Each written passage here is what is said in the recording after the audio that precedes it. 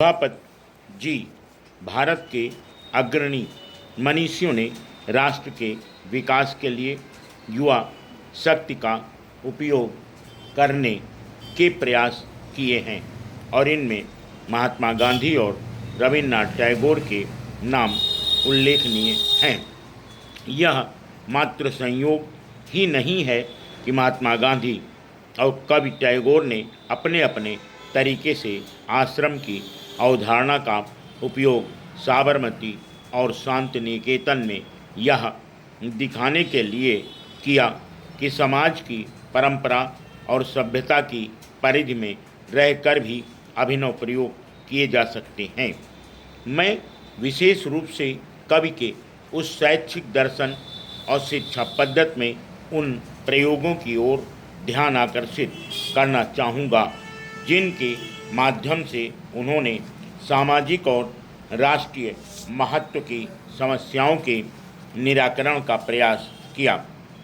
आपको याद होगा कि श्री निकेतन में कवि और उनके मित्र ने ग्रामीण नवनिर्माण की उस कार्य योजना को आगे बढ़ाया जिसमें एक साथ अनुसंधान, सामाजिक कार्य, कृषि में नए प्रयोग तथा ऐसे लोगों के प्रशिक्षण की भी व्यवस्था थी कि जो श्री निकेतन से निकलकर ग्रामीण क्षेत्रों में गांवों के विकास को प्रोत्साहन देने जाएंगे।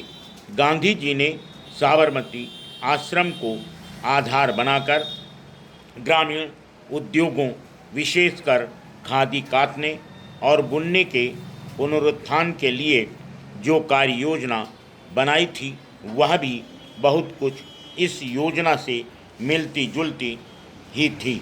यद्यपि इन दोनों महान चिंतकों में पारंपरिक उद्योगों का आधुनिकीकरण जैसे कुछ विषयों पर मतभेद थे, लेकिन उनका लक्ष्य एक था एवं दोनों ने ही अपने विचारों को मूर्त रूप देने के लिए आश्रम को आधार बनाया।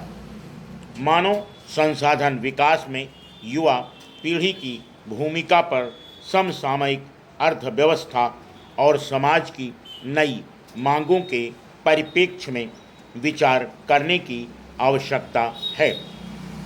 संभवतया युवा पीढ़ी की भूमिका पर तथा युवा पीढ़ी को संसार से परिचित कराने वाले शैक्षिक संस्थानों की भूमिका पर पुनर्विचार करते समय हमें रविन्द्रनाथ टैगोर के शांति निकेतन में किए गए शैक्षिक प्रयासों के मूल में उनके दर्शन के अध्ययन से बहुत लाभ हो सकता है।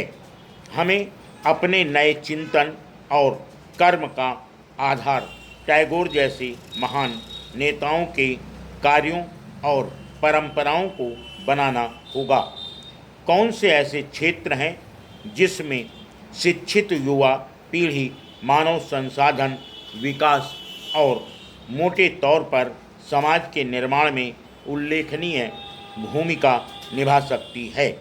शायद ऐसी गतिविधियों के लिए 3 सर्वाधिक महत्वपूर्ण क्षेत्र हैं: निरक्षरता उन्मूलन, गैर सरकारी संगठन और स्वयंसेवी संगठन।